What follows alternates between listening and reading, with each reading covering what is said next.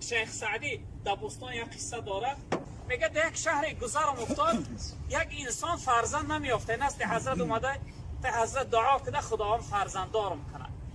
میگه دعا پرسید، خیلی حقش دعا کردم، میگه گذشتم رفتم، بعد از 18 سال میگه دوباره به همون شهر گذرم افتاد، میگه بعد از همون شخصیت پرسیدم، گفتم با یاد داشته باشی یک انسان بی فرزند نزد من آمد دعا پرسید، آیا همون در کجا هست؟